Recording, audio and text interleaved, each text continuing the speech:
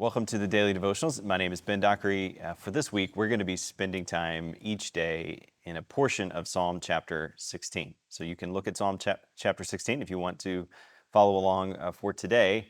We're going to be looking at the first three verses. This is a Psalm of David, and David has this starts out with this prayer where he's crying out to God, and this is what he says in verse 1. Protect me, God, for I take refuge in you. I said to the Lord, you are my Lord. I have no good besides you. As for the holy people who are in the land, they are the noble ones in whom is all my delight.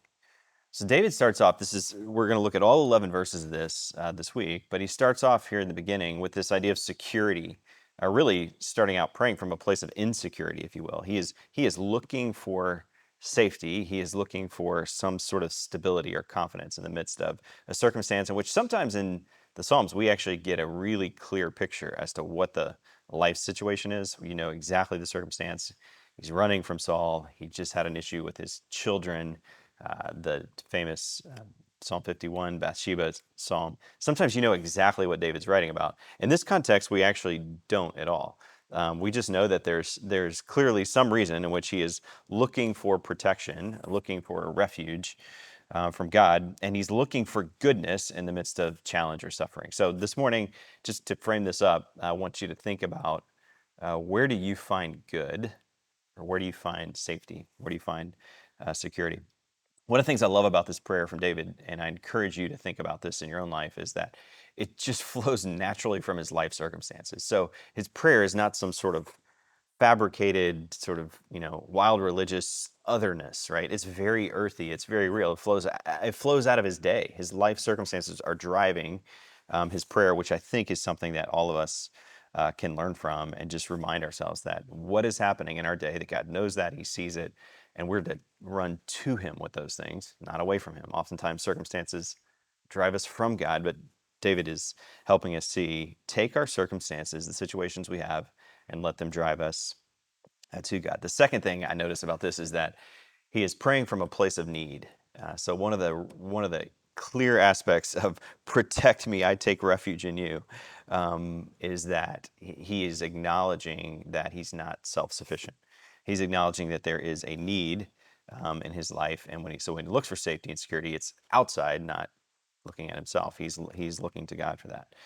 And then when he looks for safety, when he looks for from moving from insecurity to goodness, when he does that, he also is rejecting these alternative sources. So instead of looking to, what does he say? I have no good besides you. You alone, like you, Lord, are my Lord. I am not looking to other places. I have no good besides you. But this is actually quite a claim for him to do, to say that. So rejecting alternative sources. So at the time for David, one of the things he could do is he could have thought about some of the other places of security of his day, right? So the Philistines, gods would have promised security. They would have had a way to say, here is where you can find goodness. The pagan gods, same thing. He could have gone and said, I need a harvest, right? Or I need financial support. I need safety over my family. There were gods that at the time of the day promised those sort of securities or those sort of blessings or places of refuge for David. And he says, no, I'm not going to look to the sun or to the moon. I'm not going to look to those places. I'm looking to you, to God alone. So I want to close with this morning. When you think about where do you find safety, or where do you find security, or when fear shows up, where do you run? There's a proverb in Proverbs chapter 18 that gets at one of these alternatives, and it's a common alternative in our day today. It says this. It says, the name of the Lord is a strong tower. So this idea of refuge. The name of the Lord is a strong tower. The righteous run to it and are protected.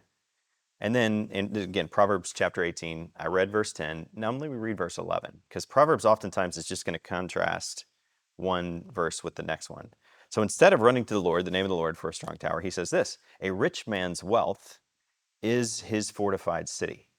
In his imagination, it is like a high wall.